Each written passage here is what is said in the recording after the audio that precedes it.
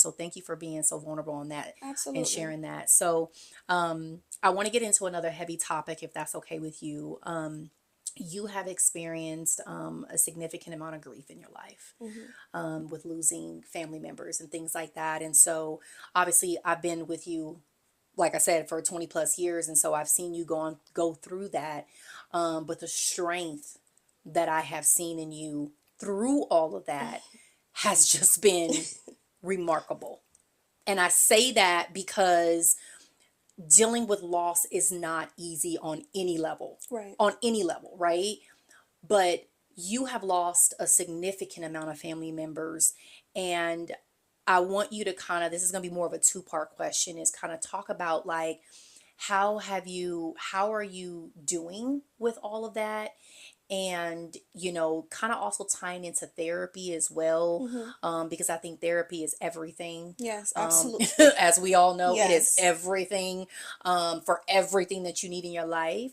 But this may also be helpful to somebody who is actually watching the show, hearing how to actually deal with some sort of grief. And Hmm. that grief may be in the loss of a person because they're physically not present, Yep. or a loss because they are no longer in their life for a reason. Yes. And so, can you kind of talk through that a little bit and then be able to offer a little bit of advice for someone? Well, first and foremost, I want to say that when it comes to grief, Mm-hmm. there is no right way to grieve. Yeah. Um, I believe that there's, sometimes a misconception that, you know, grief stops at a certain Mm-hmm. time, at a certain point. Okay, it's been 10 years. Why are Yeah. you still crying about Mm-hmm. that? Mm-hmm. Um, and that's a myth. Right.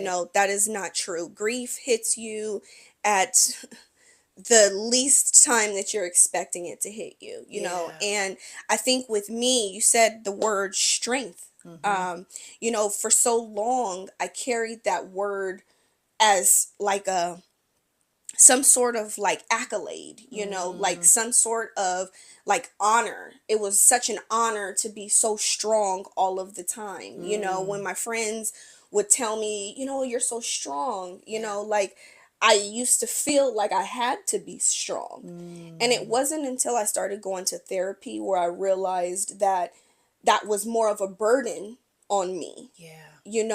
because when you think about being strong, and I tell my kids this all the time, especially with Taylor, Yeah. Yeah. she's a spitting image of me, and Mm-hmm. I can tell that she has a strength, just a born, strength, Natural strength. yes, that Yes. she has within herself. Right. And I always try to remind her, you don't have to be strong. Mm. You can show your emotions, you can be vulnerable. Yeah. um Growing up and being raised by my dad, um I was raised I say this all the time. I was raised as not a boy or not as a young man, Right. but the example that I had with my dad Yeah. was a man. Yes. So I mirrored that strength. Yes.